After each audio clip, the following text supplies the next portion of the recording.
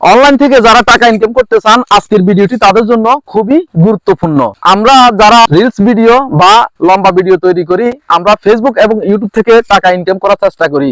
আমরা ভুলবশত অনেকেই দীর্ঘদিন ধরে কাজ করি, কোনো না কোনো ইস্যুর কারণে আমার পেজটি অফ হয়ে যায়, আমার পেজের মধ্যে স্ট্রাইক চলে আসে, আমার পেজটি ফেসবুক কর্তৃপক্ষ থেকে বন্ধ করে দেওয়া হয়।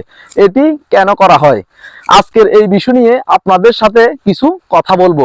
যারা এই সম্পর্কে জানেন তারা ভিডিওটি স্কিপ করে চলে যাবেন, আর যারা জানেন না, নতুন যারা ইউটিউব এবং ফেসবুকে কাজ করতেছেন তারা ভিডিওটি শেষ পর্যন্ত দেখবেন। আমরা যখন একটি ভিডিও তৈরি করি তখন আমরা না জেনে ভিডিওটি সর্বপ্রথম ইউটিউবে আমরা আপলোড দিয়ে দিই। ইউটিউবে আপলোড শেষ হওয়ার পরে আমি ভিডিওটি ফেসবুকে নিয়ে আসি, আমি ফেসবুক পেজে আপলোড দেওয়ার চেষ্টা করি।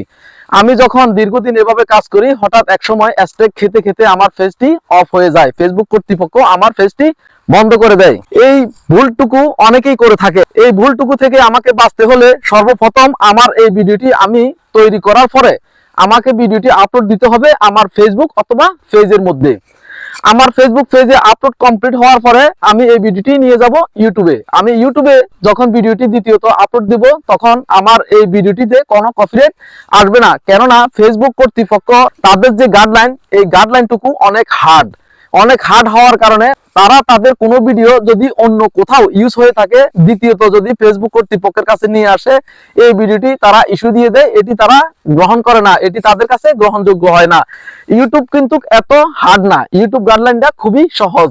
ইউটিউবে আপনি যদি ইউটিউব থেকে ইউটিউবে ভিডিও আপলোড দিতে চান তাহলে ইস্যু দিয়ে দিবে, কিন্তু ফেসবুক থেকে আপনার নিজস্ব ভিডিও ফেসবুকে আপলোড দেওয়ার পরে দ্বিতীয়ত যখন আপনি ইউটিউবে আপলোড দিবেন তখন এটা কিন্তু কপিরাইট ইউটিউব ধরবে না। তাহলে আমরা যারা অনলাইন থেকে টাকা ইনকাম করতে চাই তারা সর্বপ্রথম আমাদের ভিডিওটি ইউটিউবে আপলোড দিব, দ্বিতীয়ত আমরা ফেসবুকে আপলোড দিব। তাহলে আমরা দুটি থেকেই আমরা টাকা ইনকাম করতে পারবো, আস্তে আস্তে আমরা দুটির মধ্যে সফলতা অর্জন করতে পারবো।